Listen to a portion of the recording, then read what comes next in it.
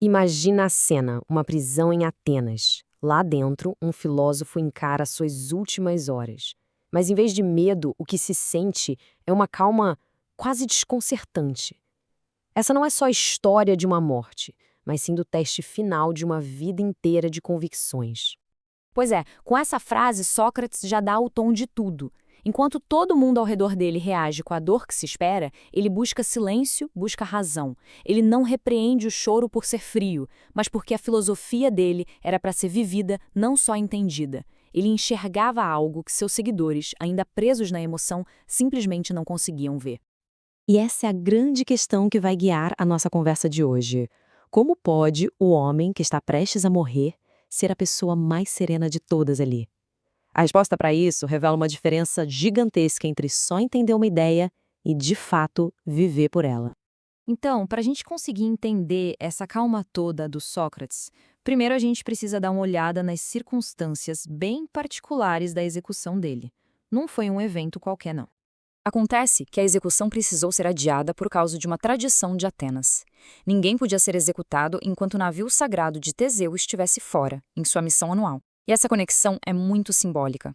Teseu foi o herói da razão, aquele que venceu o Minotauro, a força bruta. E agora Sócrates, o grande campeão da razão, aguardava seu destino ligado a esse mesmo mito.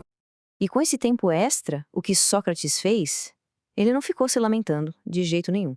Ele usou cada minuto para apresentar os argumentos que sustentavam a sua serenidade. Para Sócrates, a definição de morte era tudo. Não era um fim, era uma separação. A alma, que é a nossa essência, finalmente se libertaria das amarras do corpo.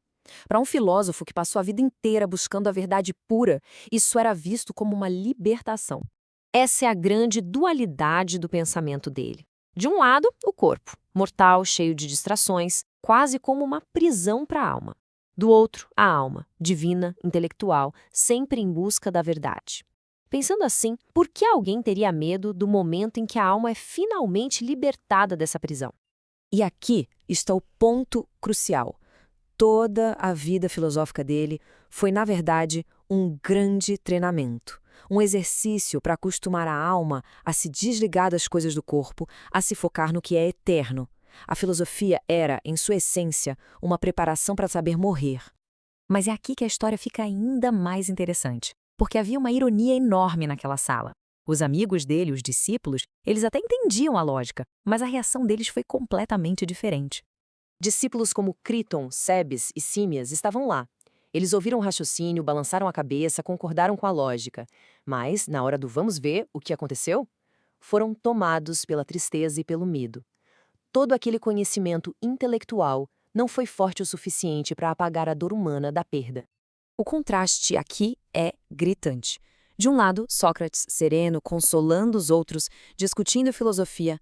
Do outro, seus discípulos, arrasados pela tristeza e pelo medo.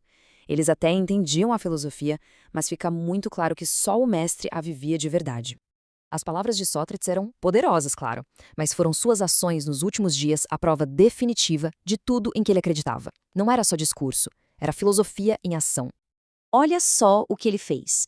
Nos seus últimos dias, ele compôs poesia, musicou fábulas de Esopo e criou um hino para Apolo. Ele se comparou a um cisne e repreendeu, com gentileza, o choro dos amigos.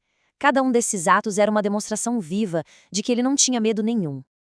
E essa analogia com o cisne é espetacular.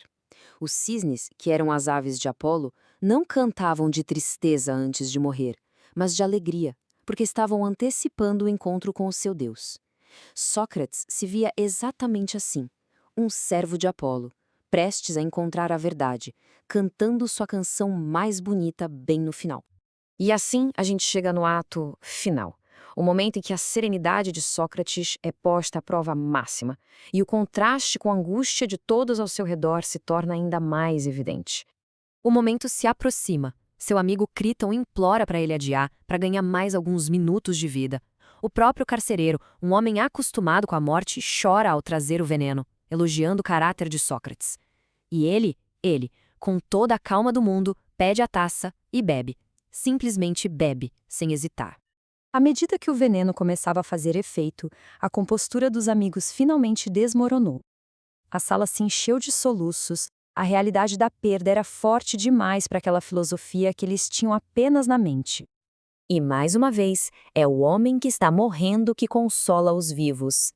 Ele os repreende, não com raiva, mas com a firmeza de um professor dando sua última lição. Fiquem quietos e tenham paciência. A morte devia ser enfrentada com dignidade filosófica. E então, vêm suas enigmáticas palavras finais. Um pedido estranho, quase trivial, num momento tão transcendente, uma dívida a ser paga. Mas a quem e por quê? Asclépio era o deus da cura. A oferenda de um galo era um agradecimento por uma doença curada. Com suas últimas palavras, Sócrates estava dizendo que a vida, com as limitações do corpo, era a verdadeira doença. A morte não era tragédia, era a cura, a libertação final da alma. A história do último dia de Sócrates nos deixa com uma pergunta poderosa. E não é sobre a vida após a morte, mas sim sobre a integridade da nossa própria vida. Será que as nossas ações, especialmente sob pressão, refletem de verdade as crenças que a gente diz ter? Porque, como viram os discípulos de Sócrates, uma coisa é entender o mapa, outra, bem diferente, é fazer a viagem.